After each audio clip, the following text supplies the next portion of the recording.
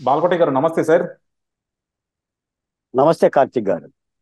బాలకోటి గారు, నిన్న ఉమ్, నామినేషన్ వేస్తున్న కాడి నుంచి ప్రతి రాజకీయ ఆ, పార్టీ అభ్యర్థులు నామినేషన్ వేస్తున్న కాడి నుంచి ప్రతి ఒక్కళ్ళు కూడా డిస్కస్ చేస్తుంది ఏంటంటే కొన్ని విషయాలు. వాళ్ళ నామినేషన్లో ఎంతెంత ఆస్తులు డిక్లేర్ చేశారు, ఎవరు ధనిక ఎమ్మెల్యేలు, ఎవరు ధనిక ఎంపీలు, ఇదే డిస్కషన్ చూస్తున్నారనమాట. ఎవరు వేసినా సరే, రోజా వేస్తే రోజా ఆస్తులు ఎన్ని ఉన్నాయి, రోజా దగ్గర క్యాష్ ఎంత ఉంది, అలాగే మిగతా వాళ్ళు వేస్తే వాళ్ళ ఆస్తులు ఎంత, వాళ్ళ అప్పులు ఎంత. ఈవెన్ ఈ ఓ రోజు పవన్ కళ్యాణ్ గారు కూడా వేస్తే కూడా ఈనాడులో పెద్ద హెడ్లైన్ ఏంటంటే పవన్ కళ్యాణ్ ఆస్తి 117 కోట్లు, అప్పు 67 కోట్లు. సో ఎన్నిట్లోకి హైలైట్ ఏంటంటే సార్, పెంబసాని చంద్రశేఖర్ గారిది. పెంబసాని చంద్రశేఖర్ గారి ఆస్తి వాళ్ళ భార్యాభర్తలది కలిపి దగ్గర దగ్గర 5,000 కోట్ల పైన ఉంది. సో నిన్నంతా సోషల్ మీడియా అంతా కూడా పెంబసాని చంద్రశేఖర్ రెడ్డి అత్యంత ధనికుడైన ఎంపీ అని చెప్పి తెగ ఊదరగొట్టేస్తా ఉన్నారు. సో నాకు దాంతో ఏం ప్రాబ్లం లేదు. అంటే ఓకే, డబ్బులు ఉంది, ఆయన రాజకీయాల్లోకి వచ్చారు, ఓపెన్ గా డిక్లేర్ చేశారు, సో మనందరికీ తెలుస్తుంది. కాకపోతే ఏంటంటే మన సమాజం కూడా ఎట్టుపోతున్నాం మనం. ఎందుకంటే రాజకీయాల్లోకి వచ్చినప్పుడు డబ్బులు ఎంత ఉన్నాయి అన్నది అది ఇంపార్టెంట్. ఎవరు మంచి మనసుతో వస్తున్నారు రాజకీయాలు చేయడానికి అని. నిజంగా జనాలు చూసేవాళ్ళు ఈళ్ళల్లో అత్యంత పేద, అత్యంత నిరుపేద అభ్యర్థి ఎవరని చూసి వాళ్ళకి కదా సపోర్ట్ చేయాల్సింది.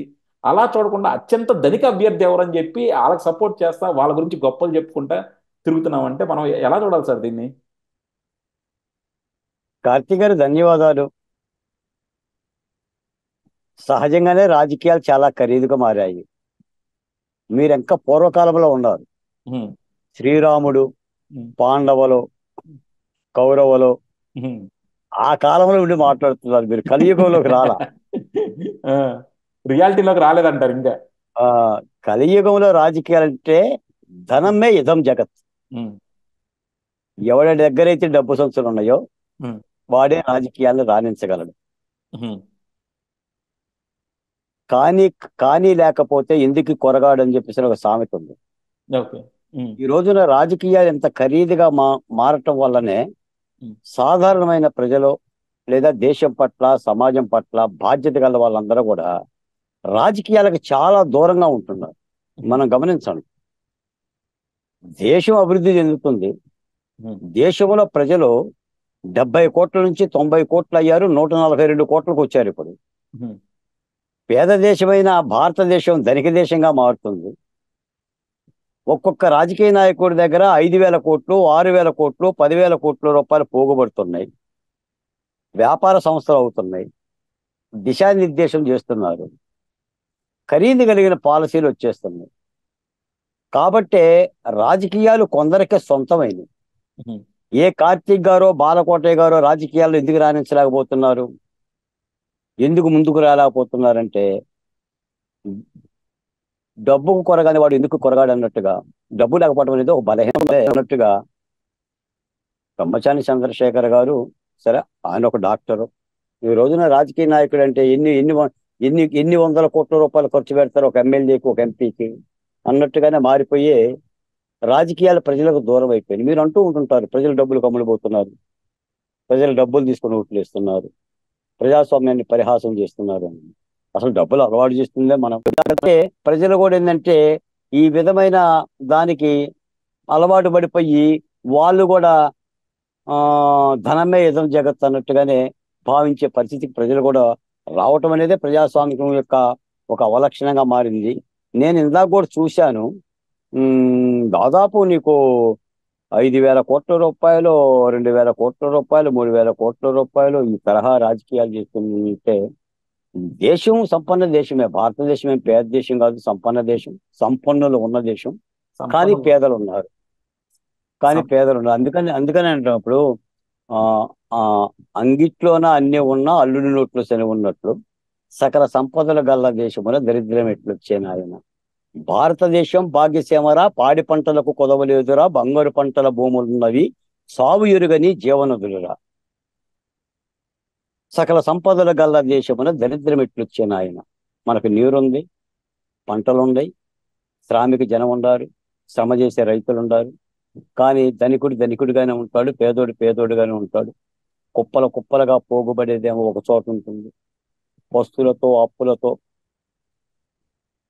ఆత్మహత్యలతో, ఆకలి మరణాలతో ఒక జాతి ఉంటుంది. కాబట్టి ఈ వ్యత్యాసం ఉంటుంది. ప్రజాస్వామ్యంలో ఈ ప్రక్రియ మొత్తం ఏనుగులు దిగుతున్నాయి తప్ప పెద్దగా కనిపించట్లేదు ఎన్నికల్లో.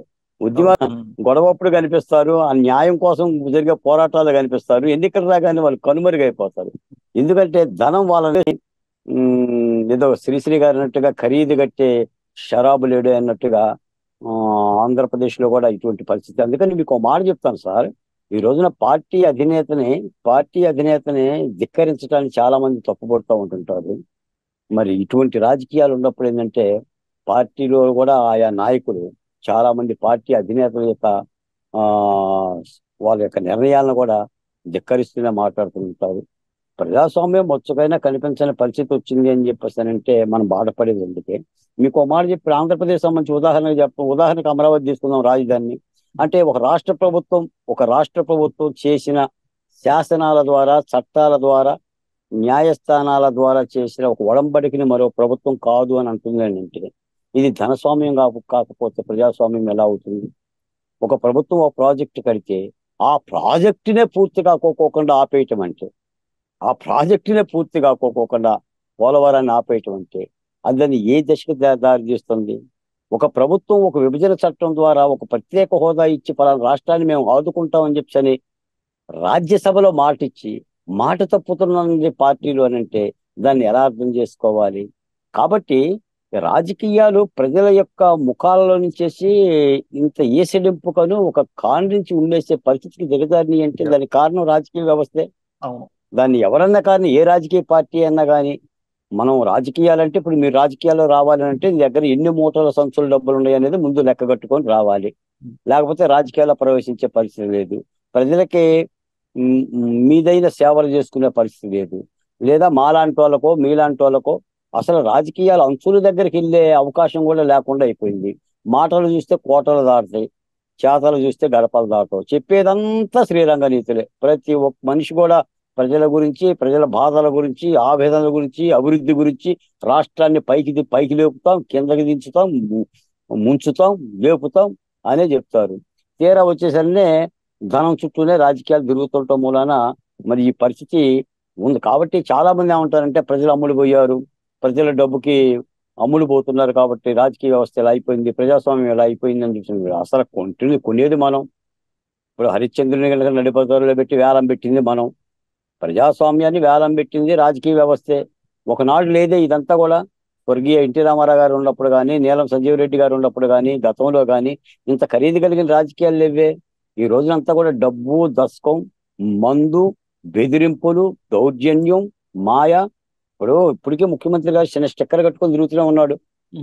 చిన్న రాయి తగిన దెబ్బకి స్టిక్కర్, ఆ స్టిక్కర్ ఇవ్వను కూడా ఎవరు ఇప్పటికి. నాకు తెలిసి ఎన్నికల ఓటింగ్ అయ్యేంత వరకు ఆ స్టిక్కర్ అలాగనే ఉంటుంది. అది మాట్లాడదాం సార్, దాని గురించి వేరే టాపిక్. ఇలాంటి ప్రక్రియలన్నీ కూడా రాజకీయాల్లో ప్రవేశపెట్టడం మూలానే రాజకీయ వ్యవస్థ ప్రజాస్వామ్యం యొక్క ఒలుగులు ఇప్పేసేసి ధనస్వామ్యంగా వ్యవస్థ మారటం మూలానే ధనం వైపు చూస్తున్న పరిస్థితి. ఇది ప్రజాస్వామ్యానికి బాధాకరమైన విషయం. దీన్ని ఒక రాత్రిలోనో 2 రోజుల్లో 4 రోజుల్లో మనం మార్చలేము. కానీ దీని మీద మాత్రం ప్రభుత్వాలు, చట్టాలు దీని మీద ఒక కఠినమైన నిబంధనలు తీయాలి. గతంలో శేషన్ గారు ఎన్నికల ప్రక్రియ మీద ఒక కొరడా జల్పించేవాడు. శేషన్ గారు ఆయన చాలా ఆదర్శంగా మనం చెప్పుకున్నాం. తర్వాత ఆయన పెట్టిన నిబంధనలు ఇవన్నీ కూడా ఇప్పుడు ఎంపీ అభ్యర్థి ఎంతే ఖర్చు చేయాలి, ఎమ్మెల్యే అభ్యర్థి ఎంతే ఖర్చు చేయాలి, ఈ నిబంధనలు ఇవి అని చెప్పి ఈ నిబంధనలు కనుక లేకపోతే ఇంకా పరిధే ఉంటుంది. కాబట్టి ప్రజాస్వామ్యాన్ని కాపాడుకోవటానికి ఆ వ్యవస్థలే సరైన పద్ధతిలో వ్యవస్థలు ఉంటే ప్రజాస్వామ్యాన్ని కాపాడుకోబడుతుంది.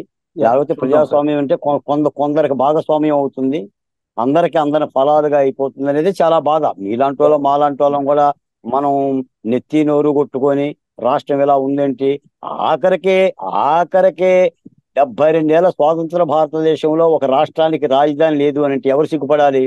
ప్రభుత్వాలు సిగ్గుపడాలా? మీరు నేను సిగ్గుపడాలా? ఏలుతున్న ప్రభువులు సిగ్గుపడాలా? కేంద్ర ప్రభుత్వం సిగ్గుపడాలా? రాష్ట్ర ప్రభుత్వాలు సిగ్గుపడాలా? వ్యవస్థలు సిగ్గుపడాలా? ఎందుకు అల్లర్లు, ఎందుకు ఈ అణచివేతలు, ఎందుకు మారణ హోమాలు? పేకలు కోస్తున్నారు కదా, హత్యలు చేస్తున్నారు కదా, అబద్ధాలు చెప్తున్నారు కదా, ధనంతోనే నడిపిస్తున్నారు కదా వ్యవహారాన్ని. ఇన్ని వేల కోట్ల రూపాయలు. అప్పుడు జగన్మోహన్ రెడ్డి గారి ఆస్తి అంతా 754 కోట్ల రూపాయలు. నిన్న మొన్న ఒక ఎంపీ గారి ఆస్తి దాదాపు 5,000 కోట్ల రూపాయలు పైచిలుక. ఇంకొక ఎంపీ ఆస్తి 2,000 కోట్ల రూపాయలు పైసలుక. ఎవడు 50 కోట్ల రూపాయలకు దిగువలో ఎవడో లేడు.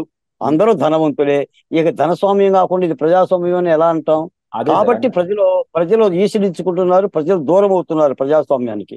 ఏం కానీ ప్రజలు ఈ ప్రక్రియ మాత్రం గండిపెట్టాలి సార్. ఇప్పుడు ఈ సందర్భంగా మీకు ఏం చెప్తున్నా ఉద్యమాలు పుట్టుకు కారణం కూడా ఇదేనండి. ప్రజలు ఉద్యమాల వైపు పరిగెత్తడానికి, ప్రజలు ఉద్యమాలతో తుపాకులు పట్టుకోవటానికి కూడా ఏంటంటే, ప్రజాస్వామ్యం సరైన పద్ధతులు లేనప్పుడు, ప్రజలు అందరికీ కూడా ప్రజాస్వామ్యాన్ని పంచలేనప్పుడు ఏంటంటే, ఆ బాధిత కులాలు, బాధిత వర్గాలు, బాధిత రాష్ట్రాలు, బాధిత జాతి కూడా తిరుగుబాటు దారితీస్తుంది. ఆ తిరుగుబాటులే విప్లవాలని అని పేరు చెప్పొచ్చు, లేదా మరొక పేరు చెప్పొచ్చు. కాబట్టి భారతదేశంలో ఈ ఈ యొక్క నైసర్గిక స్వరూపం ఉంటుంది. అదే అందుకని ఈ ఖరీదు కలిగిన రాజకీయాల నుంచి చేసి కాస్త ప్రజాస్వామిక రాజకీయాలు ఉండాలనేది చాలా మంది మేధావులు, మీలాంటి నాలాంటి వాళ్ళ తపన. కాబట్టి చూద్దాం సార్. ఆ దిశగా దేశం నడవాల్సిన అవసరం అయితే ఉంది. అదే ఎందుకంటే మనకి నిజంగా అంబేద్కర్ గారు కనుక ఎప్పుడైతే అణగారిన వర్గాలకు కూడా రాజ్యాధికారం రావాలి, వాళ్ళు కూడా సమాజంలో ముందుకు రావాలని చెప్పి రిజర్వేషన్లు ఇచ్చారో, ఈ రోజు పేదవాడికి కూడా రాజకీయాల్లో ఎదగడానికి అలాంటి రిజర్వేషన్లే కల్పించాలేమో అనిపిస్తుంది అనమాట వీళ్ళందరినీ చూస్తుంటే. సో మనకి ఎస్సీ ఎస్టీ బీసీ రిజర్వేషన్లే కాకుండా పేదవాళ్ళకు కూడా కొన్ని రిజర్వేషన్లు రాజకీయాల్లో కల్పిస్తే అప్పుడు కానీ సమాజం అంతా బాగుపడదేమో. చూద్దాం సార్. ఇప్పుడు అంబేద్కర్ కనుక ఈ రిజర్వేషన్ కనుక పెట్టకపోతే చాలా సామాజిక వర్గాలు అసలు రాజకీయ రాజకీయాలకు ఛత్రపటం మీద వచ్చేది. ఉండేవాళ్ళు కాదు. అవును అవును చాలా రిజర్వేషన్. దూరంగా ఉండేవాళ్ళు, అంటరాని వాళ్ళుగా ఉన్నారు.